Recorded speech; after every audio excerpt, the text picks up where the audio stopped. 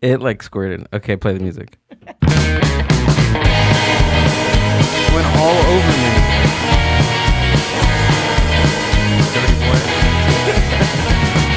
Boom! What is up, Mind Buzz Universe? I'm still gonna keep doing it because that's you. It's the process of branding. What's up, everybody? Welcome back to the Mind Buzz podcast, where we talk to interesting people just like you. I don't have my notes in front of me, so I'm just gonna go off the top of my head. The Mind Buzz podcast is part of the My Grito podcast network, and now it's Amber with the My Grito Weekly. Yeah. As a reminder, La Rosa Nior's new album, Arellano, is out now on all streaming platforms. So go check that out. Also recently out is Bad Hombres' recent single called El Catrín, which is what we're playing right now. So if you like what you hear, go and go listen to it again and again and again. Make sure to add this song to your favorite music playlist. Also, the Paranoias are playing a free show this Saturday at the Granada Hills Street Fair. Yeah, so go do that. Wait, is that the free event? Yeah, that's free. The free show? Yeah, okay. That one's free. It's in my budget. I think it's in all of our budgets right now. Also, Maria Sanchez will be performing this Saturday as well, and she's going to be at Shadow Grove Brewing. Where is Shadow Grove Brewing? I don't know. Maybe we can look that up. Yeah, we'll look it up in a bit. But yeah, it's another free show, so go out there and check it out. And just for more details, go and follow those artists. We'll have them linked down in our show description. And then also the Mind Buzz has our event, which is October 26th. That's the open mic in the city of Paramount. Music, poetry, and comedy. The sign-up roster is still open, so if you want to participate, just go to mindbuzz.org to sign up. But if you just want to go out and hang out and bring family and all that good stuff on the 26th in the city of Paramount at Horchateria, come on by. Amber's going to be in a costume. Do you know what you're going to be yet? I don't. No? But it's a surprise. So if you want to find out, come out. But yeah, all that is going to be in the show description. Go to mindbuzz.org for more.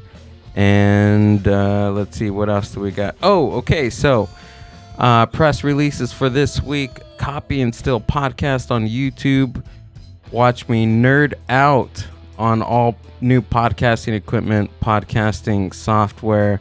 Also, if you want to hear some insights, go to I Am Being Seriously.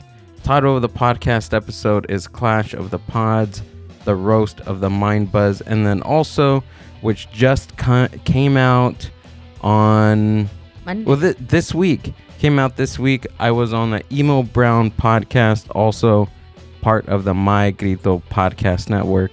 Amber and I did a nice little drive to Chula Vista to go hang out with our friends Emo Brown. So go ahead and check it out. All the links are gonna be down in the show description. If you're watching on YouTube, please subscribe. If you're listening to Spotify, go ahead and follow us and leave us a review. It's easy and free. So what else do we got? That's it, right? I covered everything? Yep, you got it. Perfect. Okay, without wasting any more time, let's get into today's guest, Fabian Grave. He is a entrepreneur and then also frontman of Straight from the Grave. What's up, buddy? Thanks for being out here. Hey, thanks for the invite, brother. Yeah, of course, man. How you been? Good, just working hard like always, staying busy. That's a way to keep the head clear and healthy, right? Yeah, dude. So you have Michelada brand, which we're going to taste right now in a few minutes. Okay. And then also your band Straight from the Grave. So you put shows together, right? Yes. Oh, and your production company. Can you pull that up, yeah. Amber? So we can go ahead and take a look at all cool shit that Fabian is doing nowadays. Yep. So lead vocalist from Straight from the Grave. You're a manager, right? At Calavera, Psychobilly. Is that the? For Calavera. Oh, shoot. Okay. And then a bunch of other stuff. Local music organizer. I was so excited to hear them coming back, dude. You have no idea. Yeah, they've been taking hiatuses here and there, and then they reached out to me actually a couple months ago, wanting to book more shows in SoCal and stuff like that. So I was more than glad to help them out. Yeah. So they're one of my favorite bands of all time. They're actually the reason I started a band like 15 years ago. So kind of came full circle, you know. So you started playing 15 years ago? Technically, we started when it was summer 2005 is when we started. But we didn't get more serious until like 2009. That's when we changed our name to Straight from the Grave. What was it before? Nocturnal Emissions. We're some dirty motherfuckers, so yeah. That is awesome. I'm surprised it stuck around. That name stuck around for like 4 years. You're surprised, right? Yeah, we had nothing recorded for that, but you know, it was just mostly us fucking around. Basically. How do you tell your mom, like, hey, where are you going? I go see a band. And she's like, ¿Cómo se llama? Pinche cochino. Yeah. That is awesome. I can just see like Spotify now just scrolling through my playlist. When did that get in there? That is awesome, bro. So first it was that band. Were you also doing frontman work, like singing for that band as well? Yeah, actually I started off as singing first originally, and then we kept losing bass players. So I'm like, well, fuck it, I'll do it. You know, I picked up the bass around 2008, 2009.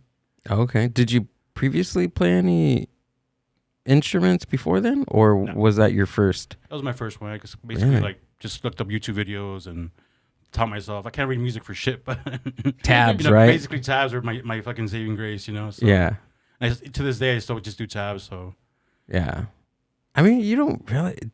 I don't think you really need to know how to, unless you're gonna be in like the orchestra or some shit. Orchestra, or you're a studio musician, because some studios have their own musicians that they call right on or for like for a hired gun or something. You got to know your shit, you know, in and out. yeah, exactly, for something like that. But I think just I don't think you need to know how to play music necessarily. Like read music, right? Yeah, I can't never read learned. music, yeah.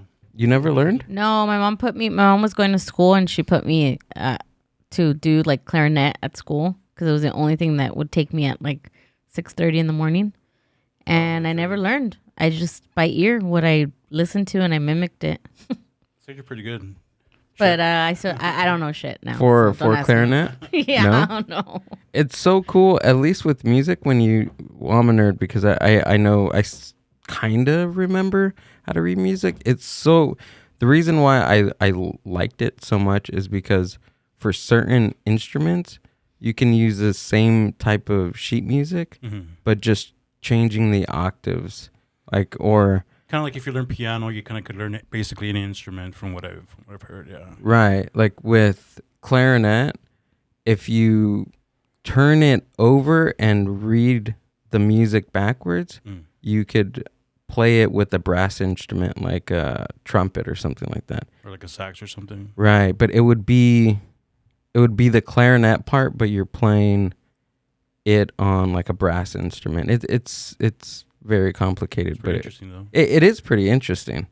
It's just like numbers, you know, like number magic. If you add certain ones and all these different orders, it's like geometry, but music and numbers. Yeah. Yeah. Well, yeah, I sucked at math too. But I feel like from like interviewing like musicians and just getting to know people, like with knowing one instrument, musicians tend to know multiple instruments. Or if you can sing, you can play an instrument. Like I wonder what in your guys' brain is wired to be able to pick up like instruments. Can you play another instrument? No, just pretty much the bass. I mean, I could fuck around with the acoustic guitar, but it's not too often, you know? See, I can't say I can fuck around with an acoustic guitar. You can play the guitar because I can't just pick it up and make something up. If Straight from the Grave ever needs a tambourine player, Amber is awesome on the tambourine. We also need a skin flute player as well. What's that? Don't ask. I never mind. I imagine. Don't forget our name was Nocturnal Emissions before that, so keep that in mind. Never mind. Take me off the list. I'm just kidding. That is awesome. I thought about it a little way too long. I was like, what is Did you? that? You've never took heard her a that? No, I've never heard that. I've never had. I think Richie said that too. Did he? He probably got it from me. He probably did. He said that when the Zombillies were on. Mm-hmm. He mentioned it. He was saying something. I think he was talking about one of the guys. He was like, "Oh yeah, you play skin flute pretty I good did too." see that. Yeah, I did watch that. Yeah, That was pretty funny. that was freaking awesome. But you've been playing music for a very long, 15 years, dude. Yeah, well, That was technically, crazy. but it doesn't really feel like that long. It's, when No? you love what you're doing, it's not really like you don't sit there and count. Yeah, Like it's almost like a relationship, a good relationship, but then there's bad ones too. yeah, So for example, like I've been with my girl for how long? Almost 20 years. It feels Whoa. like it's been like maybe 10 years. Oh yeah, The same thing with the band. Like it's on paper, it seems like it's a lot, but it feels like it's been like 5-6 years. yeah. Yeah, it flies by. It does, especially when you're having a good time, being productive. Yeah. So tell me about your the music portion. Mm-hmm. So the first time that we seen you guys was in TJ, bro. Tijuana. We're Tijuana Maniac. Yeah. That was fucking awesome. Did you guys enjoy yourselves? We did. It was a good show, huh? It was fucking awesome, bro. It was like my first time there since I was like a teenager, so I just had a blast. It was actually like, it reminded me kind of like downtown Fullerton, the whole vibe. It wasn't like, people say this, people say that. It's like, oh, you're going to get fucking murdered in every corner. And it's like, I didn't get murdered not once. Neither? No. Right? We booked like the closest hotel that we could so that we could just walk like 2 minutes because I was the one that was like, I don't know about this. Yeah, and I have family in Tijuana and I'm still scared. Do you go like a lot? Not to Tijuana, to Ensenada, yes, but Okay. Tijuana, not very much. But yeah, I didn't feel scared or anything like that, which was good. It was awesome. We hit 2 birds with 1 stone with that trip because it was Tijuana Maniac, and then unfortunately we had one of Amber's family members pass in TJ. Oh shit. Yeah. So Sorry about that. yeah, it was crazy. It was a weird experience. I've never been to a Mexican funeral before, and it was like the day after. That's so crazy how Oh, they do it just quick. happens like really quick. Yeah, they don't mess around. There's like next day, maybe 2 days tops. Here's Yeah. a whole week, right? Yeah, Yeah. because they Something don't like they don't that. embalm over there. So here they do the embalming, and over there they don't. So things need to move quickly before you start. Yeah, and they had the casket open at the burial site too. I've never seen that before as Oh, well. you've never Like seen before that? they dropped it? Yeah, Wow. yeah, no, Oh. because over here they lower the body, closed. yeah, inside the church or whatever. Oh, that and makes then sense. they lock it up and wheel them out. No, they still let you go and see them there, play music, everything. And So it was kind of like Get a up on- party, or yeah, Yeah, there was what was the little fried cricket things? oh, the chapulines. chinches? Chapulín. Oh my god, those are so delicious. Like Have you the- had That's them? all you got Chile from my and uncle's lime ones? funeral. I had some chile and lime ones that were bomb. Never tried those? Which ones? The chile con limon ones? I think that's what those were. Oh, they're delicious. Yeah, they're like, I think they're sun-dried or toasted or something. Yeah. They're good. Yeah.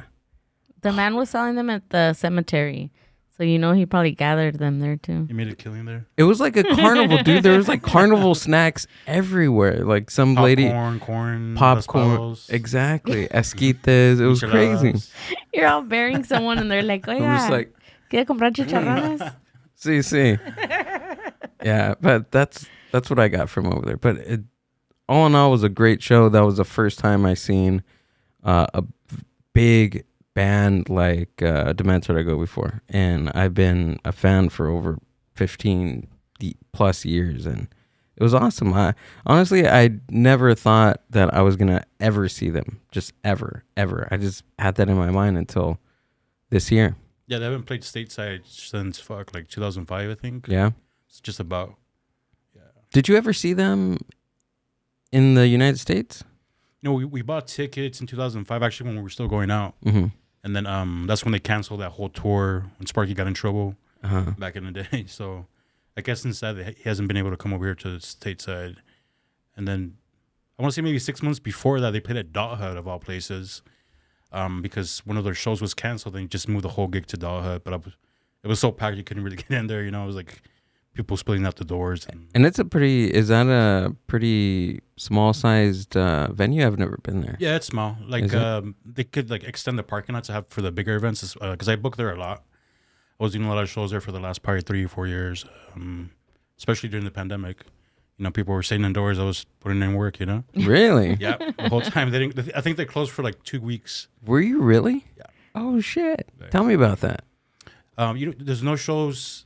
Basically, like nothing was going on. Mm-hmm. So the turnouts were actually pretty decent, you know, probably like about 100 usually. Really? And it's like nothing else to do. People were just looking for something to do. Then I was like doing a Psychobilly gig basically every month. I was doing them, actually every 2 weeks, from like 2019 to like 2022. Every 2 weeks? Yeah, every 2 to Wow. 3 weeks. Yeah. Holy crap. Dude. And people would come out? Yeah. That's crazy. Yeah. Well, not really, because people wanted to come out. They missed going to shows. They missed being around people, right? Yeah. Just the whole social, like, you know, having a beer at the bar, just talking to people you've never met, people who enjoy music. So it was just kind of like that. Yeah. Or like a social thing, yeah. Was it more of the psychobilly subculture that would go out, or was it just... It was actually a mixed bag. I mean, like, I would say a chunk of psychobilly, but it's always a mixed bag, at least for my shows. Yeah. Like, I'm friends with all kinds of people, and, like, you know, I like different types of music as well. Yeah. So, you know, you get metalheads, punks, you know, you get even, like, emos and fucking taquaches and shit like that. Taquaches. You know, but it was cool. It was always in good fun, because at the end of the day, like, it doesn't matter what subculture you're into. At the end of the day, it's the same thing. You end up, you know, hanging out with your friends, drinking, Right. you know, just usually what changes is just the music. Yeah, You know? But even slightly, then- though. Slightly, yeah. Even then, like, you share each other's music, and you end up liking, you know, music you thought you'd never like or would never get into if you didn't know somebody that taught you that music, you know? Yeah, exactly. So, at least for me, Straight from the Grave has very significant sound, I want to say, because it's yeah, you play psychobilly, but it's also like, at least from what I hear, is like it has some like undertones of metal, right? Yeah, of course. Yeah, for example, like two bands that are a big influence on me, vocally and also like writing. Actually, writing a lot of 90s hip hop are a big influence on me, like on my writing technique. Really? So it's just like I tell a story, or I tell a story about a certain individual or myself, you know. And most of my songs start out like as a poem, basically, like a one paragraph. And then from there, I kind of like make a second paragraph, and then, you know, I write a chorus to break it up and stuff like that. So, yeah. But metal-wise, I'm a big fan of Brujeria and Asesino. Those two bands are major influences on me, yeah. Okay.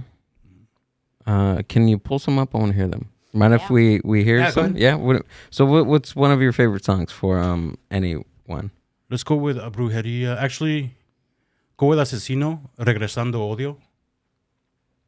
You should be able to find it on YouTube pretty quick. Once a Asesino. month. And Hey, that's me. about That's a you. year. Right after that. Sorry. That's not Asesino. Wow. No, I'm just kidding. I'm going to murder that ass.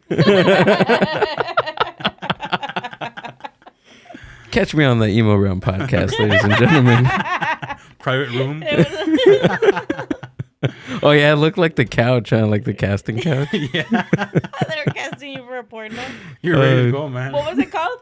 Asesino, Regresando Odio. Right there, that first one. You guys threw me off. Off. Whoa. Holy crap! This Okay. Yeah, that's cool. Whoa. Woke you up. Do you want me to put the video? Yeah, it's fine.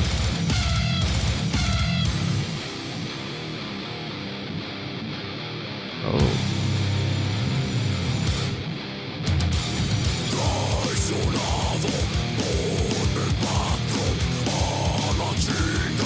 Now, are they singing in Spanish? Yeah. Yeah. Yeah, the guitar is, he's actually the guitarist for Brujeria, or he was at one point.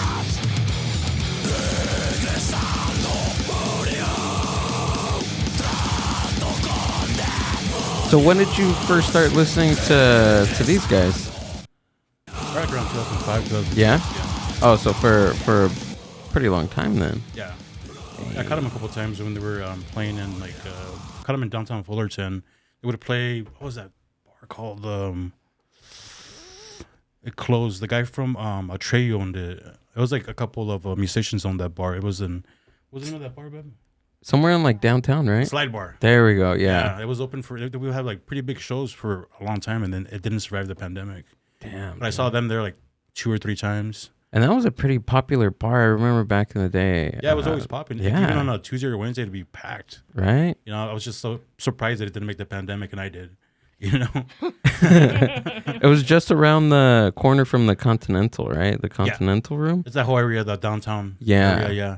So you have to like go through there to the backside of the parking structure or parking lot. Oh, yeah. By the train station. There's a bunch of bars there, too. Yeah, because it was the parking structure, and then the there's like railroads right there, and then you cross that, and then there's a whole bunch of bars and stuff. Yeah, it's like in the middle. It's kind of by the spaghetti factory, I believe, or right across from it. That's delicious. I actually went there. I didn't like it. No, I don't. I've never been. I've been to the Cheesecake Factory. I'm bullshitting, ladies and gentlemen. I've actually never been to the Cheesecake Factory. No, I've never been. Do they have cheesecake? You're missing out, bro. I've heard it's pretty good. They have like 20 different cheesecakes. They're pretty good. I'm a sucker for cheesecake. Try it. I know. Do you have cheesecake, Amber? I don't. Can't be talking about cheesecake on the podcast and not deliver. Sorry. The hell's the matter with you? I didn't know. Uber Eats one. Right, there we go. So Asesino, and then what was the other group? Asesino. The other one's Brujeria. Brujeria. Witchcraft Brujeria. They have a new single. It should pop up right away. So are these guys still playing? Yes. Asesino, Not very often, but yeah, they're still playing. Yeah. The one that's playing more right now is Brujeria. It's that fourth video. This one? Yeah. It's the newest one. That actually has like a female vocalist on it. It might be loud, ladies and gentlemen. Warning you before. Put your headphones down. Wait. You play anything besides the A fool.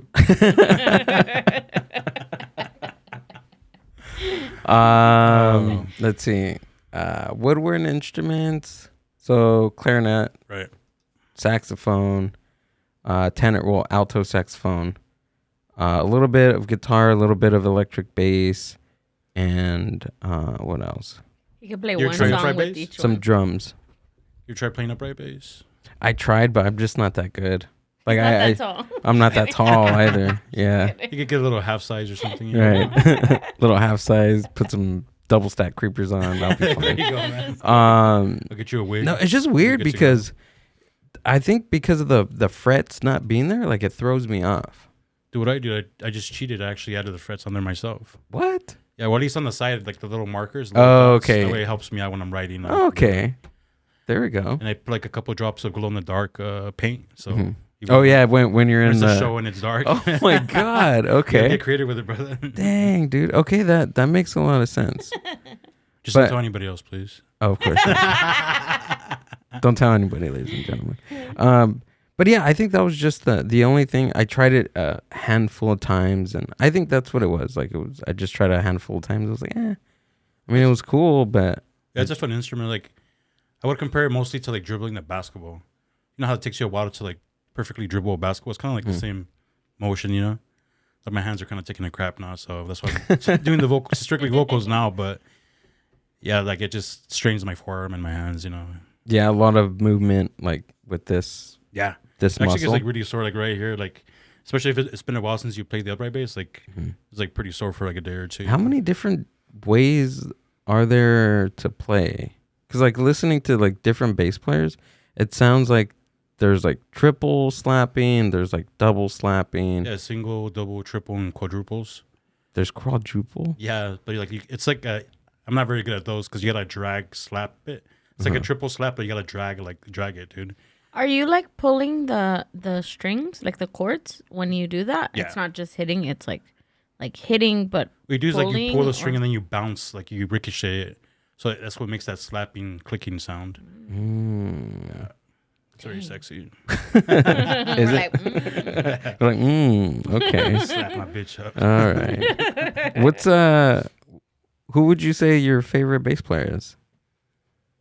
That would be if you have one. Gus Tombstone from Os Catalepticos. R.I.P. Rest in peace. Yep. That's another one that was just like, whoa, that That came happened. out of nowhere. He was. I don't think he was even 50. He was like probably like 45 or something. Yeah, that sucks. And he didn't really. I don't think he really drank or smoked, and so it wasn't like none of that. Really? Yeah, dude. So it was just more of a pandemic. I believe he got corona or something. I just couldn't make it. Damn, dude. Yeah, that was crazy. That's another band too that I haven't seen before. Now in its entirety, Oscar the Ellipticos, I'm not gonna be able to see the original groups. Right. I don't think they'll carry on without Gus. I don't think they've played since no. he passed away. Yeah. But Vlad plays with the drummer. I forget his name. Mutant Cox. Yeah, it's 6 Sinners. Yeah, exactly. They have some really good stuff too. Yeah, he's a really good musician. Yeah, they still play. So they come over here, I think about once a year, every 2 years or so. Okay. Yeah, Checo books them every couple of years. He does really good shows. Like he throws a lot of good shows. Yeah, he does. Yeah, I actually learned a lot of stuff from him. Yeah? I used to do the door for him like 10 years ago. Really? Yeah, when he was like booking at OG Mike's in Santana, he would like book like Guana Bats, The Quakes, who else, like Zombie Ghost Train, like all like the major psychobilly bands like 10 to 15 years ago. You know? So how long have you been putting shows together for? I would say a solid 5 years, 5 but years? I was doing like backyard shows like about 10 years ago. So like I already kind of knew how to, talk to bands and organize stuff like that. Make little flyers. And then after the experience I got from doing the door for Checo, it kind of helped me out a little bit, and I learned even more. I'm always learning. Like I'm never too like proud or too like cool to like not learn something new. Yeah, I think you need to be in that type of frame. Yeah. Frame of mind is to be open, because you're never going to learn something if you're just closed off and thinking that you know everything. Yeah, exactly. It doesn't work that way. It does not work that way. That way you could keep progressing, move forward, up, sideways, it always helps out. Yeah. Damn, dude. So basically you were helping out Checo with these shows, and then when did you decide, you know what, maybe this is something I can get into? Do you remember that? Yeah, it was about 5, maybe 6 years ago. Like I said, I would, because I do a lot of shows at Daha, and it just started off there because I would go there all the time. That was actually one of the first venues I ever went to. Actually, I saw my first show at Daha when I was like 15 or 16 years old. I jumped over the fence in the back. Yeah. And I didn't sneak in to drink. I just wanted to see the bands because it was like a rockabilly night. And it was a band at the time called Moonlight Cruisers. And then they turned into Moonlight Trio, and then I don't think they're playing anymore. But there was a really kick-ass rockabilly band. And then that was my first introduction to like this thing. Because I got myself into like that kind of music. I didn't know anybody at the time when I was like, I was a youngster. But like that's how you never been afraid to kind of like jump into things, Yeah. That's how you start off, by like jumping into it, and then as you progress and, you learn stuff and you find new people, new bands, new music, So that's where it started right there. And then, so I always had a soft spot for that location. And then since I knew the owner, I just spoke to him and, talked about organizing some shows, and I already knew a bunch of bands at that point, and just slowly but surely through the last 5 years, like they've been bigger and bigger, and I've been getting bigger headliners and stuff like that. Yeah, and it works too, because you're also in a band. You play at other shows. You play with other production companies. So Yes. It's just like a big network. Big network, right? And it's always like it has a lot of moving parts. It's good especially if you have the patience and like you're level headed. Like you could learn a lot of things and get ahead. Yeah. You have to also put in the work as well. I mean, it doesn't come easy as time consuming or this and that. But if you really love it, like you'll stick with it. Was that you that did the show with Three Bad Jacks and the Rockets? At Chain Reaction? Yeah, Chain Reaction. They actually contacted us. It's Three Bad Jacks actually organized that. Oh, okay. Yeah. So and then they wanted us to play with them and stuff like that. We've been trying to work together for like the last couple months or a year. Really? Or so, yeah. So they got us on for that, and I think we're gonna do a couple more gigs. Probably more like next year. Okay. Yeah, we're taking a little break because we were playing way too much. Really? Yeah, we were playing like every other week, or sometimes every week for the entirety of since 4 years or so, 3 years. Dang, Oh, dude. wow. Yeah. So How do you How do you work with like burnout? Do you ever feel that way? Like when you're constantly doing something, because you have your 9 to 5, you have your Michelada business, you have your pop-ups. Like how do you do that? How do you balance all that? I only feel it if I stop to breathe. Then I'll be like, oh shit, I'm tired, you know? Like just earlier this year, I'm like, you know what? Because we already had our set shows. Like this year, like the first half of this year, like these shows were already set in stone. Mm-hmm. So I was like, I'm a man of my word. You know, if I say I'm going to play a show, I'm going to play a show. If I say I'm going to be here, I'm going to be here. You know, and that's unless some kind of emergency or something. And that's a good trade. That's what you need to do, because sometimes that's all you have it.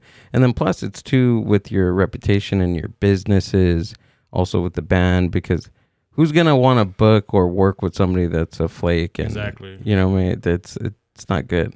Yeah, that's definitely a bad character trait. And Yeah. I wasn't raised that way, you know. Like I said, I learned that work hard, you know, work long, and then just find what you love and let it kill you. So I'll probably be dead by next year. And then I'll be straight from the grave. What's up? What's up? Dude, you hurt your foot like not too long ago. That was her, actually. Oh, it was you? Yeah, she shattered her ankle like Oh. last year. Yeah, we went to like a backyard show in LA. You shattered it? 4 places? I think it was gone. Yeah, What were you doing? breakdancing. Don't get any ideas, Amber. That sounds like an Amber injury. Yeah. Oh, I was going to the kitchen and I slipped and damn. Ya estuvo, cabrón. Ow, 4 places.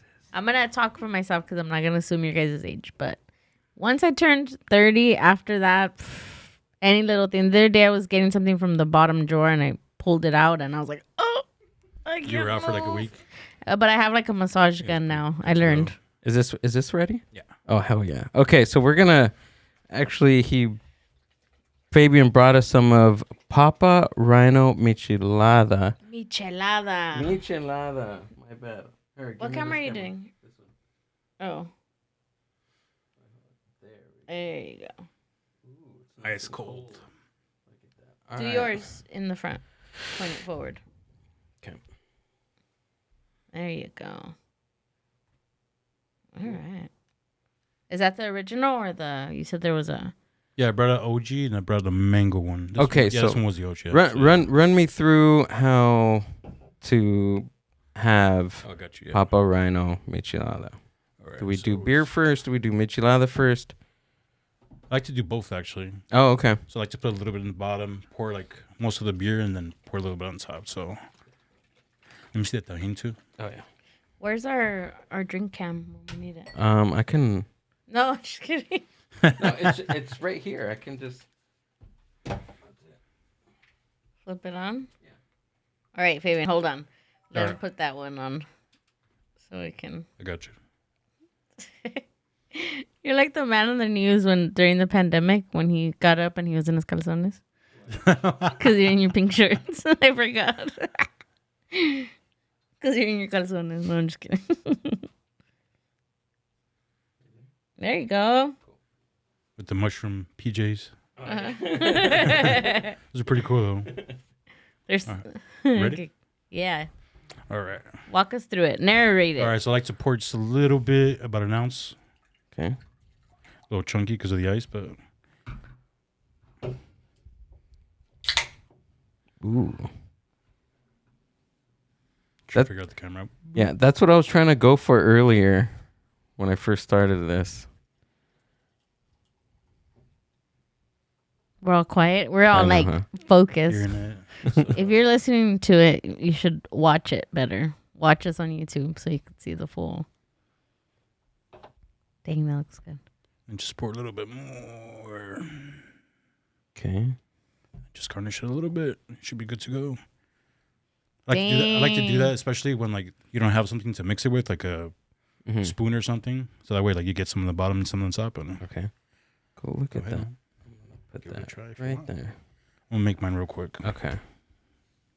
Right now that you put the tajin on top, it made me think of when my mom used to make me licuados and she used to put, With tajin? no, she used to put cinnamon on the top and it would go in like that. Tajin. That sounds Wake bomb. up. You get a little bit of tajin in your eye, you know? The Like, párate, like, I'm like- cabrona. I'm going to give you chorro in the morning so you can wake up. Tabasco. The color on that looks really good. Thank you. Oh yeah. So this is the original one, right? Yes. Okay. I'll wait so I can cheers you. But that it smells really good. Thank you. Oh yeah, it smells delicious. Okay. Thanks for bringing that. There we go. Cheers, brother. Cheers, my friend. There we go.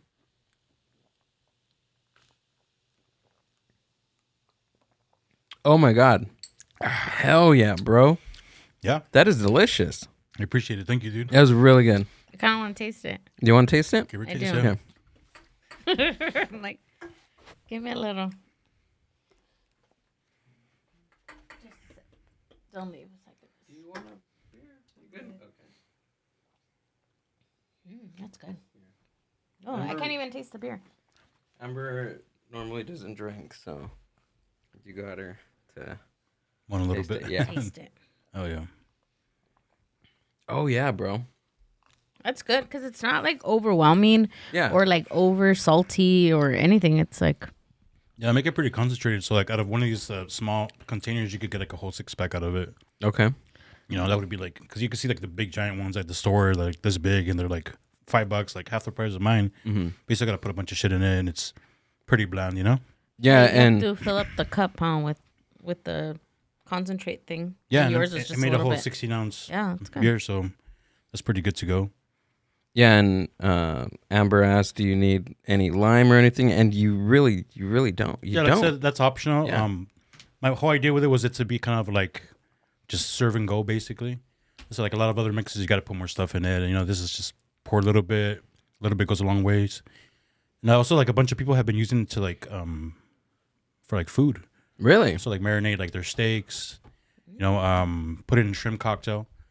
So that way you won't have to really. So they just chop up their vegetables, add the seafood, and then they would pour like they sell big ones too, so they would just pour like a whole giant big one in there. You know, that way you won't have to like season the cocktail at all or anything. You know. There you go. So what gave you the idea of well, not just Michelada mix, but you also do aguas too, right? Yeah, we do agua frescas, mostly pineapple, mango. You know, we haven't messed around with the milky stuff yet, like horchata. Mm-hmm. But those do well, like pineapple, especially during like when it's hot. Like those go in like an hour or two. If we were vending, that shit's gone. You know. Yeah. Sorry, There we go. just hitting. You know. So where do you guys usually sell them? Like, where can people find them? Where do you guys do, like markets or just like at shows or?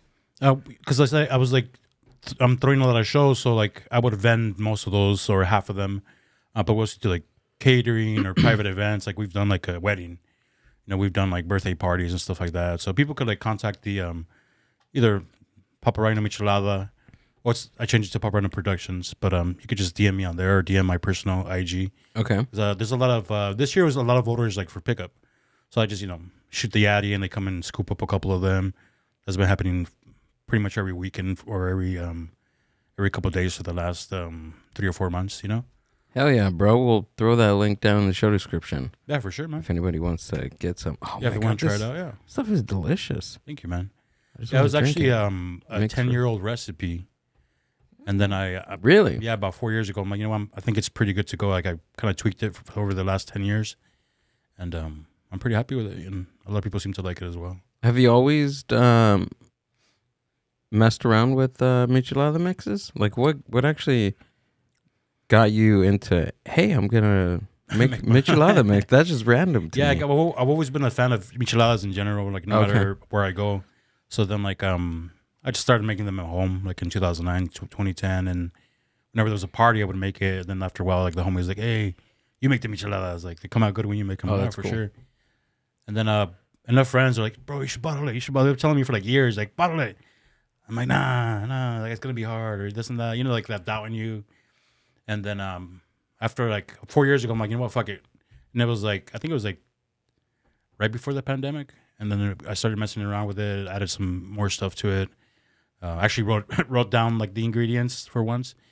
And then, yeah, like the rest, it was kind of a domino effect. You know, like I posted it and first the homies were getting it, they told their homies and this and that, you know. So probably like for the first like year was selling out really, really quick, you know. Like I said, right now it's different because we're doing vending and stuff. So now I make specific amounts. I don't make too much. So it's like always small batch, always fresh. Oh, that's good. Yeah. That's cool. Man, something like Michelada too. Have you ever been to the Michelada Rumble in Santa Anita? I have not. No, that actually it moves around because sometimes it's in like Paris. Yeah. Yeah, I know what it is. Like I've been following them for a while, and like that is a goal definitely. You know. Well, we know the person that puts it together. Yeah. So let us know. Yeah. That'd be cool. Yeah. Yeah. Super Steve is a good friend of ours on the. Yeah, it on looks the like a very podcast. fun event. Like I've been following it for a couple It's years, cool. so I've been like keeping an eye on that. You know. This year was pretty awesome at Santa Anita. Mm-hmm. Trish Toledo headlined. Jackie Mendez played there, like oldie style. Also, you posted about it. Yeah. Yeah. I'd be watching. Even if Yeah. I don't like, I'd be watching. I'm like keeping my eyeball. You know, but no, it's cool. I saw some of the. I think the headliner you posted or something like that. Yeah. A couple months ago. Yeah, it was cool. Yeah. It's a good event. It's pretty cool. The venue's cool. I want to go to the one in Paris. I don't think he's posted anything about that. I think that one's every 6 months, or it seems like it's like every. I have a family out there, so like they're always telling me, "He's like, oh, you're gonna be at the Michelada Rumble." I'm like, ah, shit, I missed it again. You know? Yeah, it moves around. I think he did somewhere in like out of California. I don't know. Maybe I'm mixing that up with somebody That else. sounds about right. Like I want to see he probably does it like 3 times a year. Yeah. And it's definitely more than once a year, but it does move around. Yeah.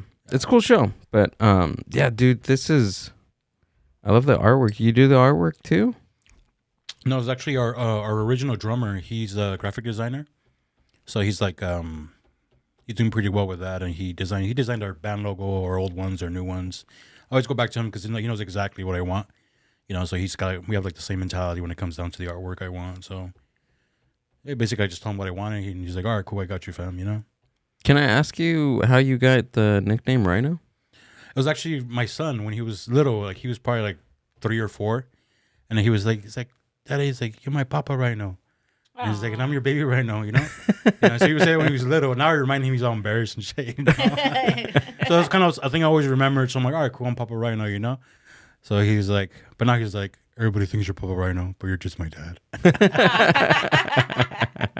You know, but yeah, that's where it came from basically, yeah. Okay. Yeah, and that was fucked. He's 17 now, so. Dang, Oh, really? shoot. Okay. A minute ago, yeah, he's growing up too quick. So he's too cool to be baby Rhino now. Huh? Yeah. Yeah, he's like, just Do you still call him that? Yeah, sometimes. Yeah? Yeah. Just call me Brando, Dad. His name's Brando, so he gets so mad when people always call him Brandon. Mhm. It's like Brando, like Marlon Brando, you know? Yeah. Oh, okay. Because I'm a hipster like that, you know? Well, he's a good kid. He's a homebody, like wifey, you know? So that's good because I was at this model, so at his age, I was like not home for like weeks at a time, you know? So how do you balance like all this, bro? Like you're throwing the event. I don't know did you give me an answer on that? I didn't. I kind of like avoid it. I'm just kidding. No. You know what? It kind of comes naturally. Like I don't really sit there and think. I feel like if I sit there and think about it, I'll kind of like fumble things, you know. Uh-huh. So I kind of just like, I know I have an event. I always put things in my calendar. About 2-3 years ago, I started putting everything on my calendar. Before it was by memory. Now I can't like do that, it. you know. I like it. So now I got to put it in my calendar. Otherwise, I'm gonna like double book or miss dates here and there. But yeah, like I said, we got the Michelada stuff. We got it down to like a match, or like we need this X amount, you know. So we got this down, so we don't like over make it or under make it. You know, it's always like the right number. With the bookings, like I said, I put that in my calendar. Like, wait, I sometimes I book gigs like 5 months ahead of time, six months ahead of time. You know, I like to book way ahead of time. That's my thing.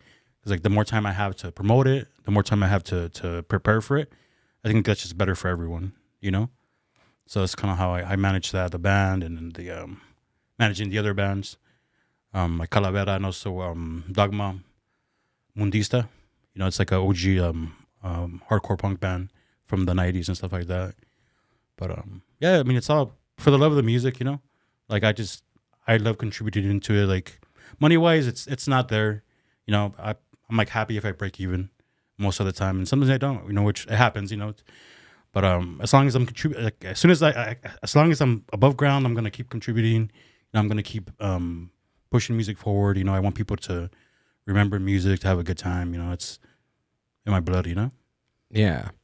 Yeah, especially when you're doing something that you really like and you love, like it sometimes, yeah, the money matters sometimes, but when you're creating all these experiences for yourself, but not only you're creating experiences for a subculture, you're creating experiences for everybody else in the community, and not just the music, the community of the music that you guys are playing, but for the people that are around the venue or just there for the show, or just people coming in and hanging out a bit. You're providing that experience. I think that's awesome. Thank you, man. I appreciate it. Like, I do what I can with the little resources I have, you know, and like I said, I'm going to keep doing it till I can't do it no more, you know? Yeah.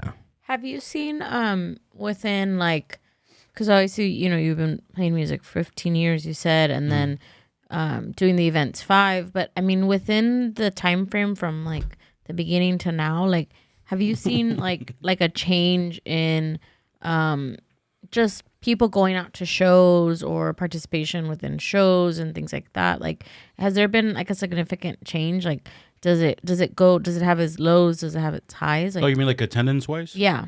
Yeah, like, I mean, I would say with Psychobilly, of course, that goes for all kinds of music as well. Like, as of now, like, it's not as big as it was, I would say, maybe 15, 20 years ago. The scene was, everybody's getting older, so everybody at my age is kind of out of it.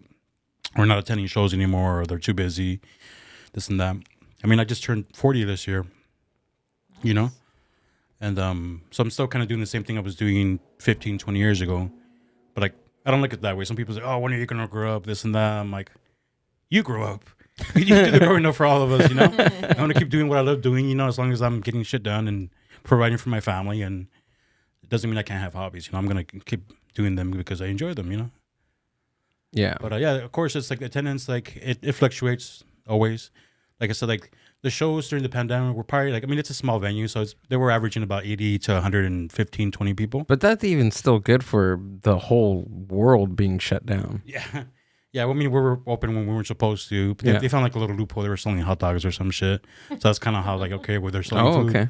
Yeah. I think that was the rule. Like, you couldn't like be open unless you were serving food or something. Okay. So, you know, so like they were like doing that and it worked out. You know? You're like, I don't know. I just sold the hot dogs and they stayed. Right? And then a band showed up and I don't know. It's like, I was just walking by, officer. Yeah. You're eating your hot dog. And I'm like, oh, there's a beer in my hand and a hot dog. I would just keep the hot dog in my hand the entire time. Yeah. Just Not in eating case, it. yeah. Like. Just like a little tiny bite. Yeah.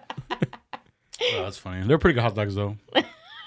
Sometimes on a good day, they were bacon wrapped. Ooh. Oh, man. But like fuck up like 3 or 4 of those, you know? Easily, right? Yeah, That's funny. They're pretty small.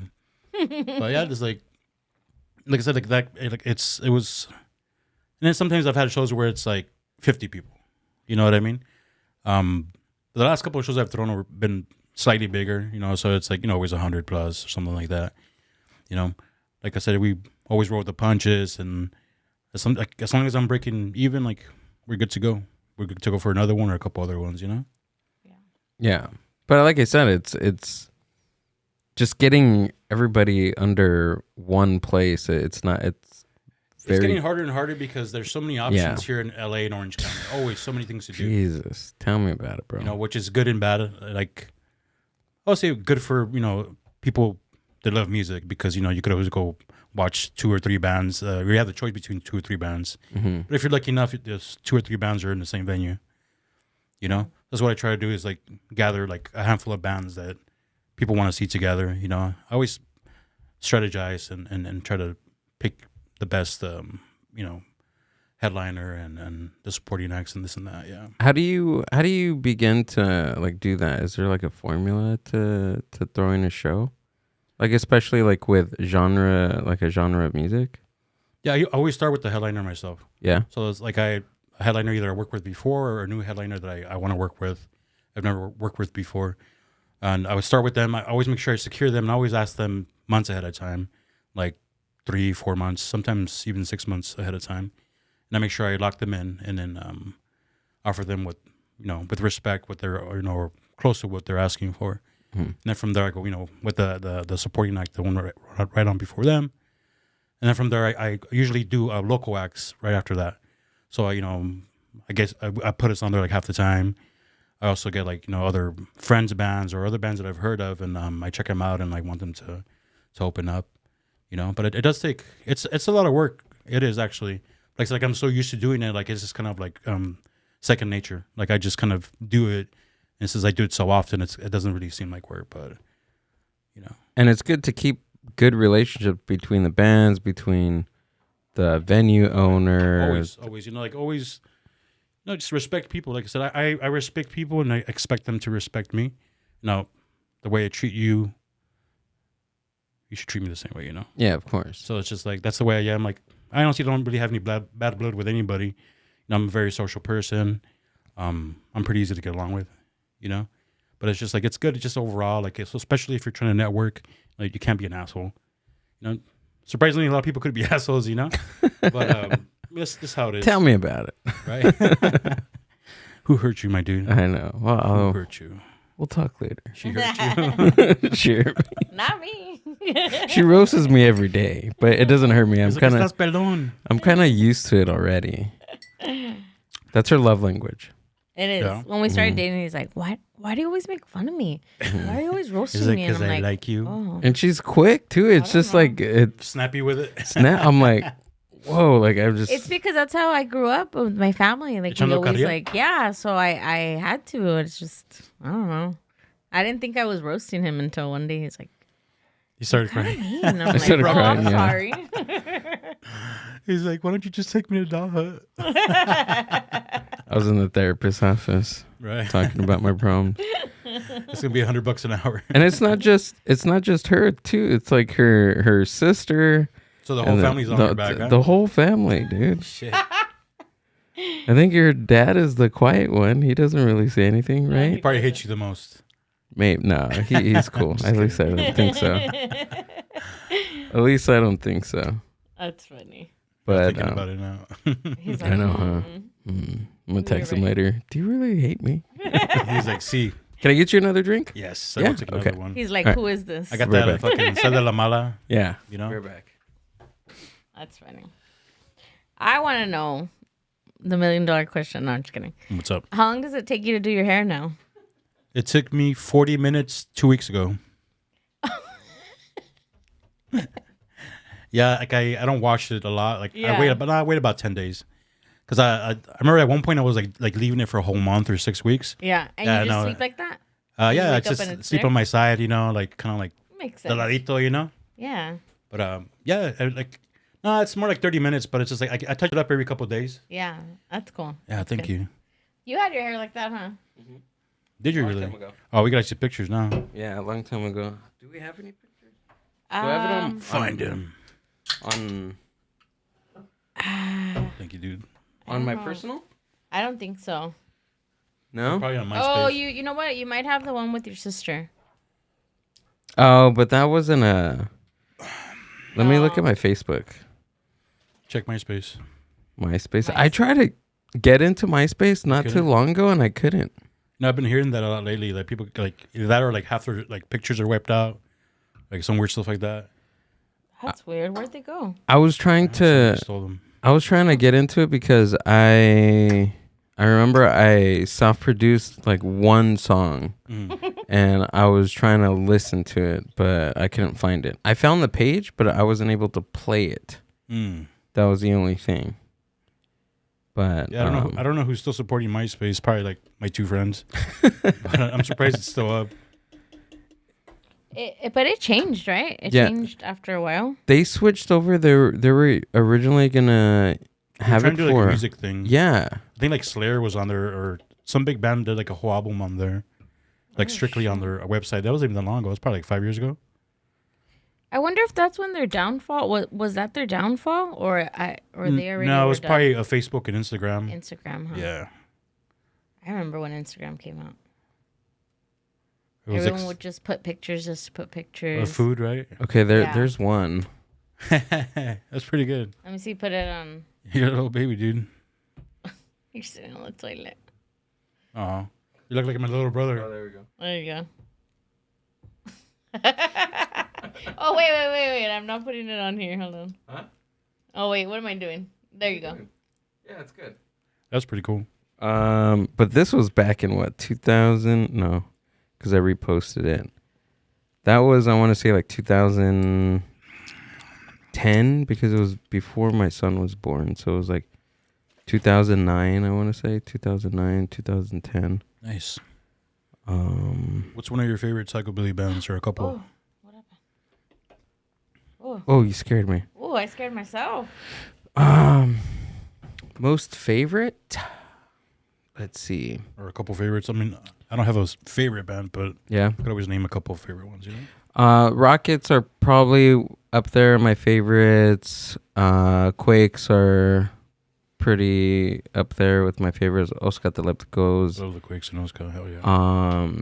Let's Rockets see. are cool too. Rockets, Three Bad Jacks. I seen Necromantics like a 50 few times. months ago. Yeah. They're gonna play again at The Observatory, right? yes. They play there like every year, yeah.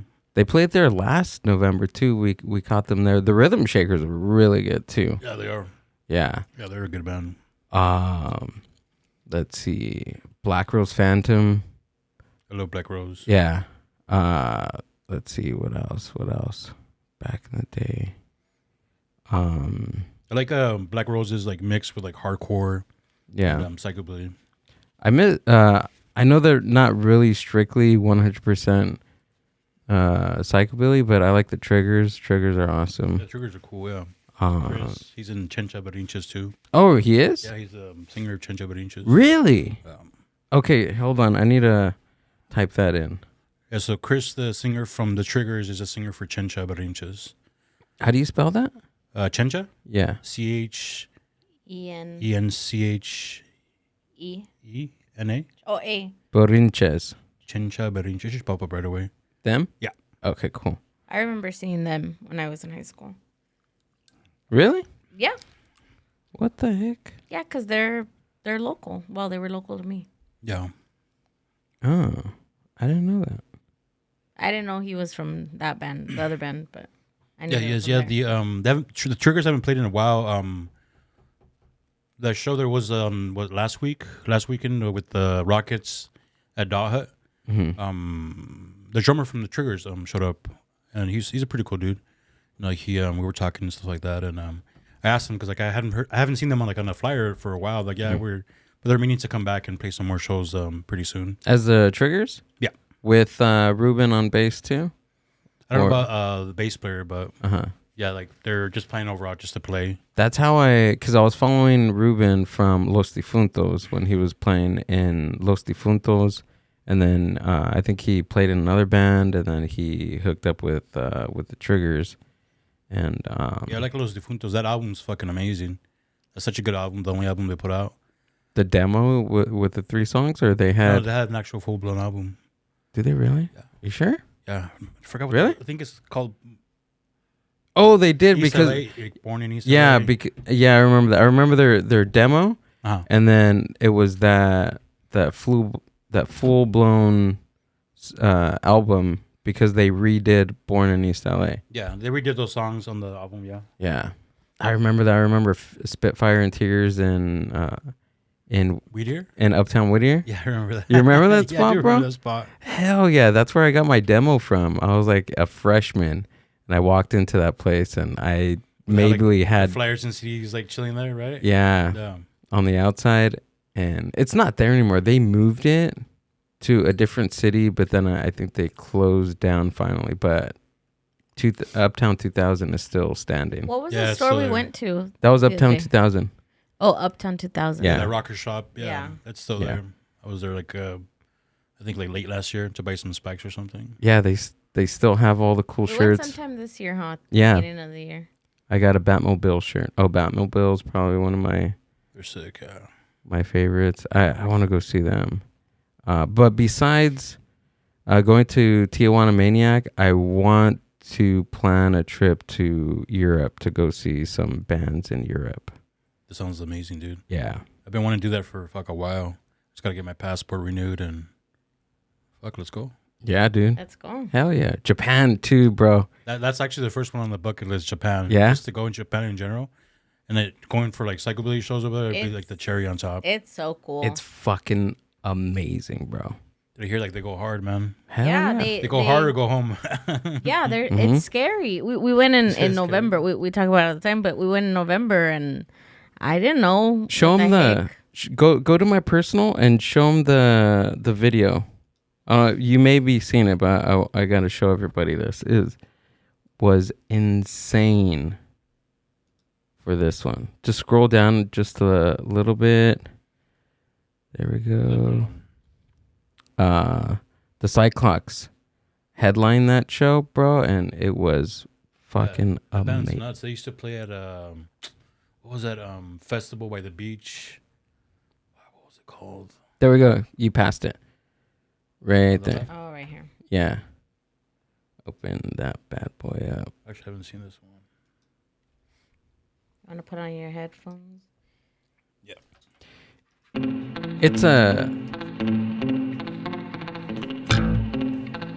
It's the recorded version, but I match it up with the actual video.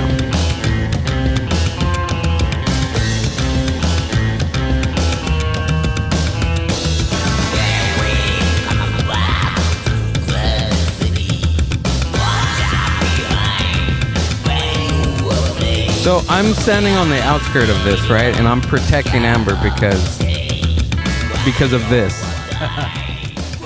Yeah, I'm standing directly behind him. This is where it gets fucking crazy here. And I almost lose my phone like 10 times during this. And it's tiny. Fuck yeah.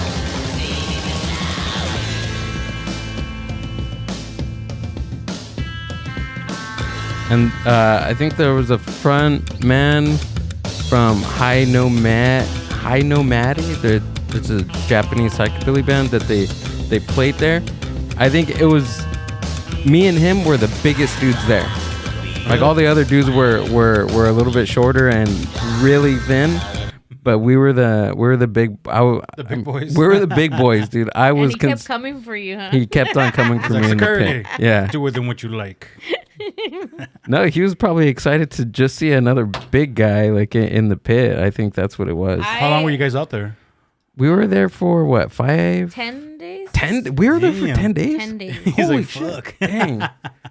Where was I for those 10 days? No. I don't know. Financially, like realistically, how bad was it, or how long did you guys have to save for it? Just so I know for next time. Well, we were kind of invited last minute by my sister. So your sister's just chilling in Japan?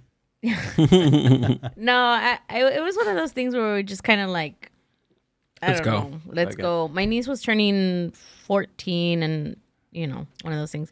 But anyways, we got pretty lucky. Our flights were $600 each. That's not bad. No, so round trip? Round trip. And then once we got there, I think for both of us, maybe. What would you say, like the total for the 10 days staying with maybe board? 5,000 for like not including the flight? No, everything. Including. Everything. Is that for both of you guys? Mm-hmm. Yeah, because eating out there was cheap. I would really imagine inexpensive. Oh my God, it was. Yeah. It was so inexpensive, dude. And delicious. delicious. Would be in heaven. Yeah. So we ate ramen. Ramen bowls were like $3. Mm-hmm. Sushi. Fuck. I mean, we ate. There was a night like where we ate sushi.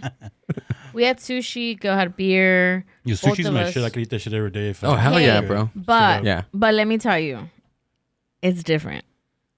It's very I would imagine different. way better than whatever shit we have here, right? It's good. It's good. So over there, it's just sashimi. So they don't do rolls. Rolls is American thing. And so it's our first night there. And I was pretty upset that they didn't have Philadelphia rolls. I'm just gonna. This fool wanted a California roll. He's like, "You got a California roll?" Point that out. Believe it or not, that's the only one I don't like. I don't like the cream cheese in there. No, so there where we stayed, right across there was restaurants. There's restaurants everywhere. Everything is at walking distance. Everybody walks. Everybody bikes. There's, we would take taxis or Ubers because the locations we were going to were pretty far. But if you use the railway, it's easy. That's crazy, huh, Gil? Rush hour. Yeah, the rail. What was it? a train, right? A train. Basically, it was a train, and it was got You really ever seen packed those videos inside. where they're Shoulder to smashing shoulder, people, basically. where they're smashing people in Yeah. to close the door? Well, that was it. Literally, what happens out there. Damn, bro. And we it's were in worse the than, middle. Mexico. Yeah, Like it the was. minibuses. Yeah, it was pretty bad. But other than that, so we go across the street and it's a sushi place and we're like, all right, let's get sushi.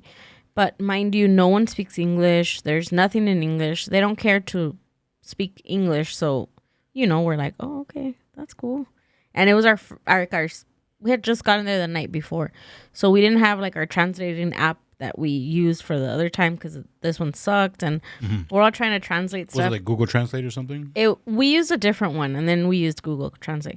But moral of the story was we didn't know what the heck we were eating. So it was like a Yeah. a belt, like We're playing Russian roulette. a revolving with food. belt, and we were just grabbing stuff here and there. And there was one that You guys eat Still to fugu, this poison day- yourselves? I know. still to this day, it was pretty gross. It was like it had like a hard shell on the outside, but then on the inside it was like mushy. I don't know, and I couldn't spit it out. So I was Probably like horse genitalia. I that don't we know what it didn't know. was. which was pretty funny because the app that we have, like it scans. I think it was Google Translate, and you use your phone, your camera, and it scans like all the writing and it translates it for you in real time.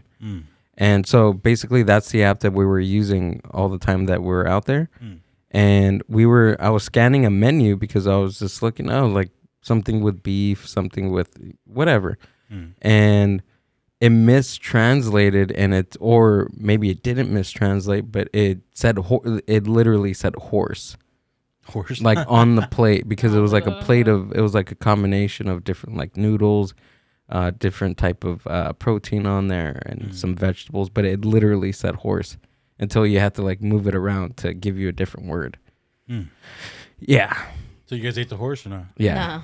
What was it? I don't like that. Did we end up going into We that went into restaurant? that restaurant. Yeah, that's when they gave me that chicken with ketchup. Remember? Oh yeah. Ketchup? It was like rice, It's and like a then they chicken nugget or added like ketchup in there, and then just like some chicken. It's kind of weird, but Was I it ate good at least? It was alright. There was one. Amber got sick out there. I got sick. She got really sick. I felt bad for you because the whole trip that she was out there, like it was like every other day something, right? It was rough for me. Yeah. Yeah. It I don't know what the heck it was. If it was the elevation, the change, because I've traveled before and I've never been that sick. And Sometimes like we're like sensitive to like adjusting to food, yeah. especially if it's like fresh. It's like. But I mean, I eat everything. Like I eat in Mexico and on the street and like, so I was like, I'm good. I'm solid. Good to go. And you're. But out the for- ramen that I ate which was, I'll do it all over again, even if I have to get sick. It was probably the best ramen I've ever had in my life, but it was very fatty. Like it had a lot of like oil and like, and they said, do you want the oil like taken off, like the fat taken off? And I was like, no, give it to me the way that it comes. And I was like, all right, yeah, right. I was sick. It's like it's your funeral. How long were you sick? Well, there was just different things when I got there. It was a I jet had lag. Jet lag really Very bad. My feet were super swollen. I got a fever, and then I recovered. And then like 2 days later is when I got the food poisoning, and then I was sick for like a day. And then after that, it was like my ears, and it was like Damn. a mess. Yeah, but I had fun. That's all that matters, right? As long as you had That's fun. it. It's all Yeah. part of the experience. I had fun the last day we were there. Let's go get some more ramen. Let's go have ramen. Right. But honestly, it changes like your perspective just like with the Japanese culture, especially with food. Like we can count on one hand the amount of times that we've been to a Japanese restaurant since coming back. You know what I mean? Like Since you have the real deal, it's kind of hard to. we go were back, right? always going to ramen spots, to sushi. Like we've been a total of like 4 times Since In we the got last, like, back? year? Since in the last year. Damn. Yeah. Yeah, and we were going like avidly. Like we really like ramen. Like every other couple but we days. came back and we're like, oh. Yeah. Sounds like us sometimes. We get like stuck on a place. We keep going like twice. Yeah. Yeah. You know, or 3 times that fucking week.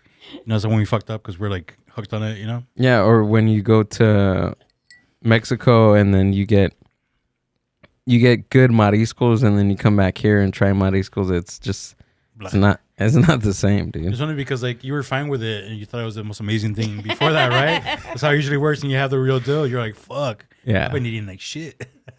Exactly. And I didn't really notice that until I started dating Amber because she says that she's never gone to like any Mexican restaurants because that's what she gets at home. Right. So once she started dating me, I like eating out at Mexican places. Right. So I thought that they were really good Mexican food places. Right. And then when I took her, she was like, "What the fuck is this, This dude?" Taco Bell sucks. I actually like Taco Bell. I think that's everybody's guilty pleasure, you know? It is. Like whenever you've been like, you know, clogged up for like a couple weeks, just go to Taco Bell. You will get cleared out with $5, man. Yeah. You know, but We You're can't like, talk no. about them. They could be my potential new employer. So nice. You're like, I plead the fifth. You're like, but I still love you. hey, they have some really good benefits if you work for the corporate place. So Don't they have a game room and everything? they have like a game Free room, lunch? free lunch. Oh, shit. What Shoot that else? application, homie. What's up? It was like like a a- bunch of stuff. Yeah, like a childcare program too on Oh, a site. hair So they can take care of salon. my baby. Hair salon. Hair salon, you can get haircuts, car I mean, washes. I don't know if you need the haircuts. Car washes. Car wash. Yeah. Oh, fuck, I'm sold already, man. Shit. It's because it's turned to a millennial, you know? Yeah. There's all millennials So you in actually there had now. an interview there, or you're fixing to? No, I put my resume out there Yeah. and like on the recruiting site that I'm on, they sent me the like, hey, this matches your resume for like 90% of whatever that's on your resume. Nice. So I haven't done it, but I'm starting to consider it. It's out in Irvine. It's not that far. That's what like Oh. we went out to Chula Vista not too long ago, and it was like 30 minutes. It was like 20 minutes from here to there. Yeah. You should go for it, man. But yeah, dude, all that good stuff. All those chalupas and burritos. Imagine, dude. And then you just take a tote bag and you bring some home to me. You bring home some cold ass chalupas. They're like, dang, bro, you eat 10 burritos? Have you seen that Dave Chappelle where he works at a McDonald's or something? But it's not called McDonald's. Oh, it's I know what you're talking about. I fucking love Chappelle show. Can you pull it up? I want to see it before we get off the podcast. Dude, like Dave Chappelle works at like McDonald's It's or like something like that. McGrawlos or something like that. They make fun of him because he works at McDonald's. Yeah, and then at the end, because he always brings food to his wife at the end. He cuts her off the McRib or something. Yeah, I remember that part. He's like, He's like off. he was like the McRib is back, and you ain't getting shit. No more Big Macs, no more French fries, no more McRibs. Oh, there we go. Whack Arnold's. Yeah, That's there what you it go. is. This one? Yeah, but play the. Yeah. I think that one. No, Or is it Whack this one? Arnold's. That This one. one? That one. Yeah. Hell yeah, dude.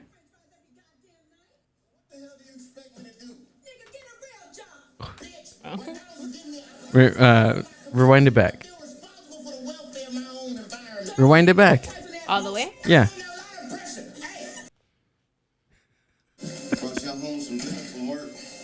I used to love their show, man.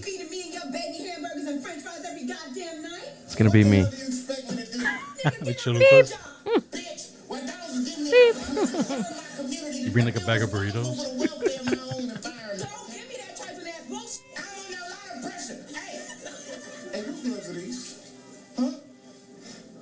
OJ.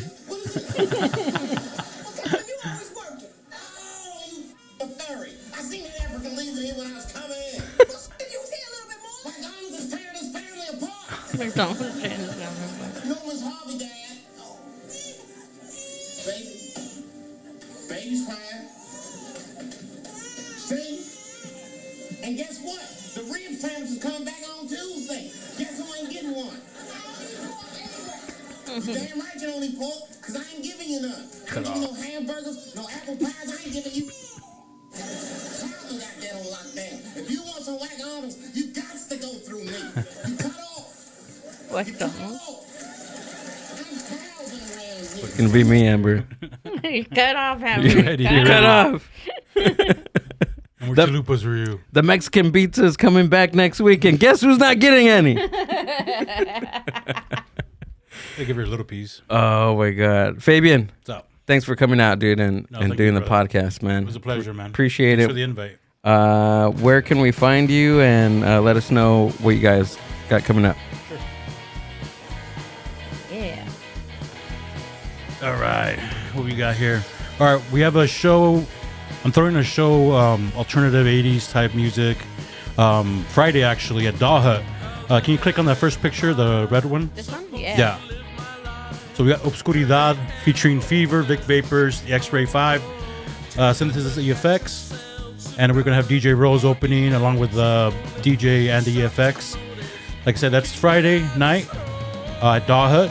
It's going to be $15 at the door. If you do the pre-sale, it's $10 right now. So you guys get it where you can while it's you can save some money. So looking forward to seeing everybody on Friday. It's going to be a great night. Getting ready for Halloween.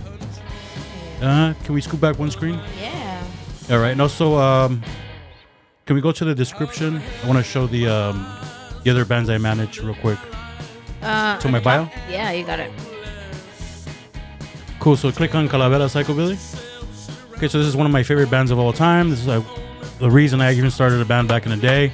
So if I can give it up to Calavera, you know. Hell yeah. Booking shows for them. They're going to play actually. Can you click on the first picture? Yeah. This actually is a last minute show. Like I said, I'm picking carefully what they're going to play. And they're playing Scalloween on October 29th at the Catch One in Los Angeles. So it's a badass show. It's, we got bands like Ocho Calacas, The Mighty the Dickies. We have bands like La Pobresca. Of course, Calavera is playing. That's a nice mix of psychobilly and ska-core. Rascahuele, okay. Rascahuele, yeah. So that's going to be a sick-ass show. Like I said, make sure you guys buy pre-sale tickets for that. And then if you guys want to just send me a DM to get some more info, go ahead. And then let's just screw back one more. Let's go up. Okay, so make sure you guys stay tuned because I am also managing the epic band called Dogma Mundista. They're an OG hardcore punk band from the late 80s, early 90s. Actually, no, early 80s. So I'm going to also book more shows for them. It's in the works.